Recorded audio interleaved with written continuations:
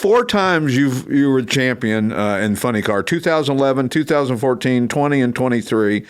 Wow, man. And 4 times second place. We run it up this year, man. We had a little bit of a tough deal, not being able to run our last race. It was a little bit of a long shot. I mean, but I think we were 100 points back, and so he needed to go out first round. We needed to win the race. But that happened to me, man, in 2010. So my second year driving a Fuel Funny Car, I show up. I'm still learning to drive this thing. Right. And I got an opportunity to win a championship. I just got to go 2 rounds. And I win my first championship my second year in this thing.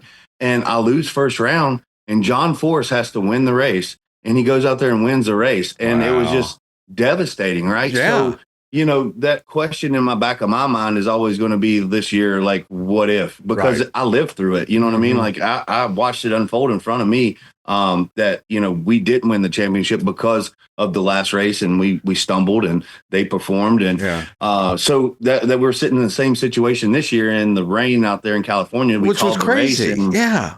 It blew my mind. You know what I mean? And when's the last time? There's a lot of stuff involved, because there's the sand trap was really bad, and then there's a lot of water sitting there. We have the banquet that they have, hundreds of thousands, maybe $500,000 involved with pachanga and stuff. But at the end of the day, man, we're racing, right? Like, this is what we do. You know what I mean? So I was like, let's go to Vegas, or let's go to Pomona. I mean, we were in Pomona, but let's go to Phoenix or something. Let's unroll these things. Let's finish this thing. I was like, man, well, maybe we should just call him out and be like the best 2 out of 3. You know what I mean?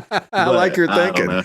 Well, what are you going to, and is second place just as painful, right? It's got to be like, I mean, it's awesome. I mean, how many drivers are in Top Fuel Funny Cars now? Like over 30? There's like 25 of us that really kind of run around the country, and a handful of, there's a good 16, 18 of us that show up at every race, and there's some fill-ins here and there.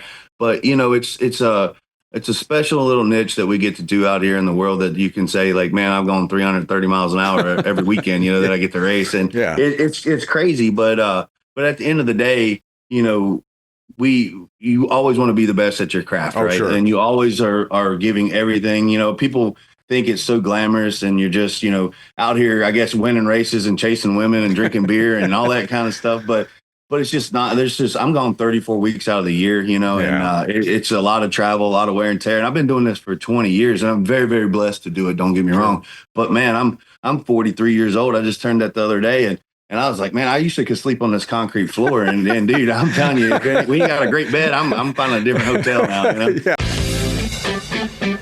The Classic Auto Mall Show with their host, Stewart Howden. Available on ClassicAutomall.com, YouTube, or wherever you get your podcasts.